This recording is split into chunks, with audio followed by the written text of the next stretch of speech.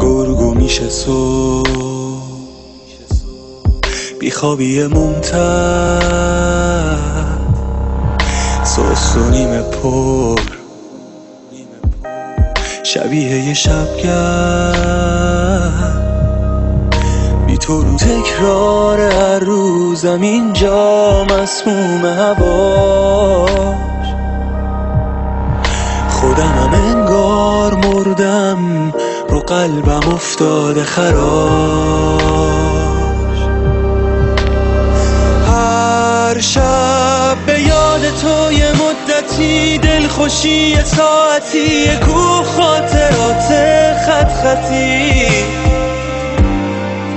زخمی تر از اونم که بشه گفت باز دوباره بغض گرفته گلوم و لعنتی امشب کجای شهر و دعوتی بی خیال و راحتی یه کوه خاطرات خط خطی زخمی تر از اونم که بشه گفت باز دوباره بغض گرفته گلوم و لعنتی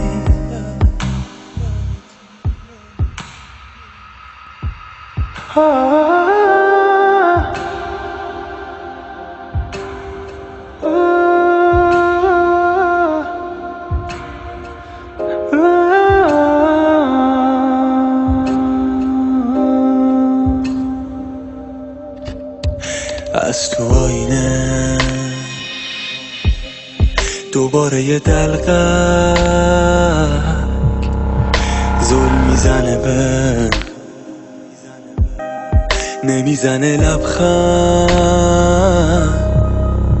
چشامو بستم رو تصویرم از بس که سنگین سرم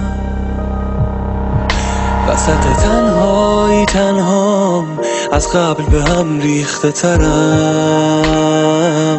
هیچکی نمون دور و برم سنگین سرم هر شب به یاد تو یه مدتی دلخوشی یه ساعتی یه کوه خاطرات خط خطی زخمی تر از اونم که بشه گفت باز دوباره بغض گرفته گلوم و لعنتی امشب کجای شهر و دعوتی بی خیال و راحتی یه کوه خاطرات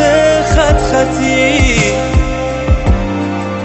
زخمی تر از اونم که بشه گفت باز دوباره بغض گرفته گلوم و لعنتی